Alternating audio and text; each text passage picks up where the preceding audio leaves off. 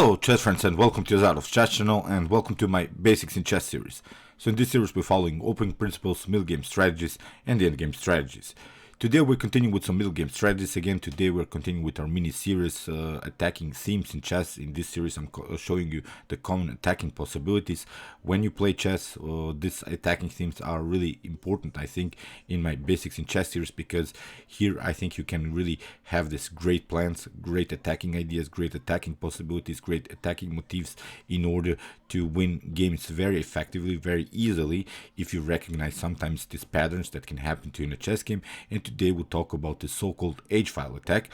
In my previous video we talked about this sacrificing pawn in order to open maybe the B and G file. If you want to see more about this particular attacking formations, check out my previous videos, and you can also check out my other attacking theme videos in which I show you how you should play against the fianchetto. Today, as said, we're continuing with the so-called H-file attack. So this H-file attack is very important. Most of the times it will happen in opposite side attack games, but it can also happen when you don't castle on opposite sides. It can happen when you play basically on the same side, but sometimes you should really recognize the possibility in order to make something happen. If you have a good activity with your pieces, then you should always consider a pawn move. So this attacking formation basically works when you have a good attacking formation with your minor pieces. It means with your knights, with your bishops, maybe even with your rooks.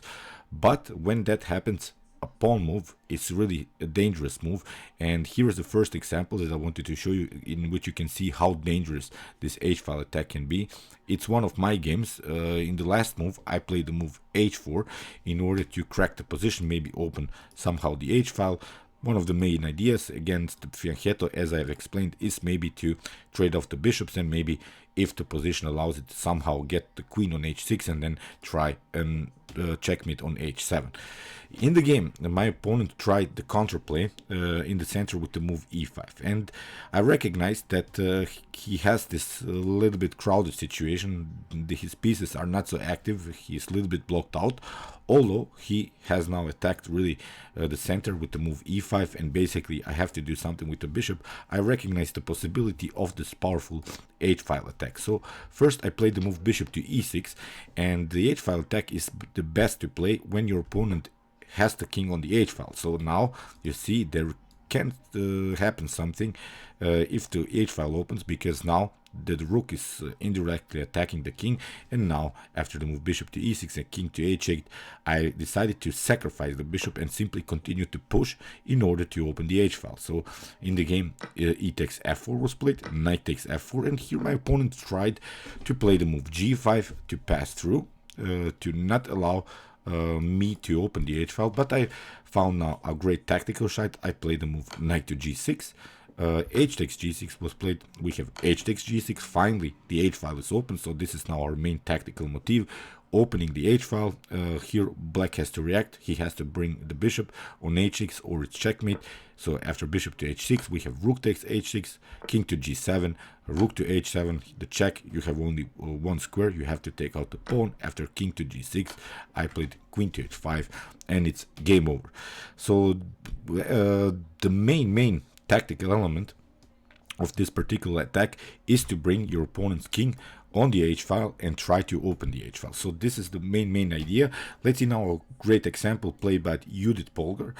Pardon me, it was played by Magnus Carlsen. The third example will be the example of Judit Polgar. Here in the game, Magnus was only 13 years old when he played that game, and after the move C5, there is one problem in black's position. Black has again a little bit too passive pieces. They're good defenders around the king, but here Magnus has already this advanced H5 pawn, and in order to make something on the H-file, you have to crack the position, you have to open this H-file somehow, and Magnus played a very aggressive move. He played the move knight to G6. Great attacking move by Magnus. His opponent Sipke Ernst played f takes G6. We have queen to E6, king to H8. Again we broke the king on the same file like the rook, and now simple H takes G6. We have knight to G8 to protect somehow this h6 because there was this threat to play bishop to h6 and then again this very annoying check with the rook to h6. But in the game Magnus played the bishop takes h6 anyway. After g takes h6 we have a great deflection move by Magnus. Rook takes h6. You have to take out with the knight.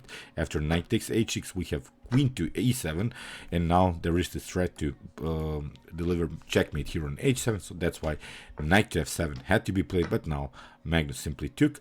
We have king to g7 because again the threat was to bring the rook on the h file, on this very active file, and activate it and support it with his pawn, and with the queen it would be probably a checkmate, so that's why black decided to go with the king on g7, and now rook to d3, finally opening the position for the rook. Now there is this threat again to play this very dangerous check on g3. So rook to d6, we have rook to g3, rook to g6 covering, but now queen to e5, of course, getting our pieces connected, and now you have to take out the pawn, and here Magnus simply played queen to f5.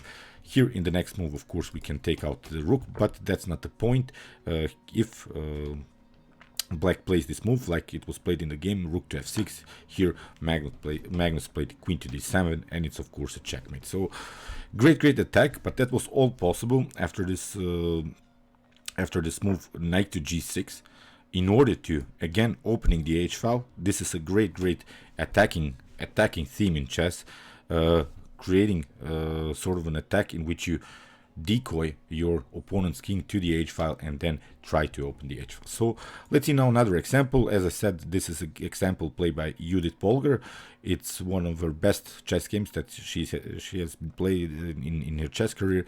Here in the game, h6 was played, attacking the knight, and again we have the motif, this attacking theme to decoy the king on the h file. Here Judit Polgar played first the move bishop to h7, creating the check, and when the king comes on the h file we have an in-between attack on the rook on a with the move bishop to e4, and now h takes g5, and taking out the rook wouldn't be so dangerous, I think, because if you take out the rook, then c6 is a possibility to lock the bishop. Then after a couple of moves, black would simply take out the light square bishop. The more important thing is get use of this particular diagonal. So this tempo by the bishop on the rook was important, but now we should really try to open the h file. That's a more important thing than to grab this rook. So that's why here Judit Polgar played the move g4. Because if we play, for instance, h4 immediately, then your opponent can pass through with the pawn, he can play g4, and the h file will never be opened again. So that's why this g4 is a great attacking move by Judit Polgar, not allowing this pawn to pass through. Now the h4 move is a very serious threat here. Rook to b8 was played finally to get out of this light square diagonal, and now h4. In the game we have g6, liberating a square for the king, and here h takes g5, king to g7 had to be played, and now very important move queen to f4, bringing the queen on h2 and creating also some dangerous checkmate threats. Here in the game bishop to b7 was played, and now rook to h7. Again this motif to decoy the king on the h file. After king takes h7, now this queen comes very actively into the game. If you play king to g7, then we have queen to h6 followed with rook to h1, and you can never prevent any more white from checkmating you. So that's why king to g8 had to be played, but now rook to h1 anyway. And now bishop to g5 with the check. We have knight takes g5, queen takes g5, and now f4. Locking the queen. The queen cannot participate in the defense, so that's why here black had to give up the queen. Queen takes f4, queen takes f4, and after bishop to f4, e4, we have queen takes e4, and in this position black resigned. So I hope you realize these ideas. The main attacking theme here is to decoy the king on the h file, like here in this particular example. After the move e5, bishop to e6, here king to h8, and now h5, trying to open the h file, a very important pattern that you should recognize when you play your own games now after e takes f4, knight takes f4, and now knight to g6. Very common attacking idea in chess in order to open this rook and also with the support of this bishop, creating this deadly attacking chances in your own games. Okay, I hope you realize these ideas, and I hope that you enjoyed this video. Meanwhile, you can watch my other attacking themes for my Basics in Chess series. Here's the link. Check out also my other videos with some more opening principles and middle game strategies. And you can also subscribe to my channel if you like this content. Thanks you for watching, guys, and chess is the best, of course.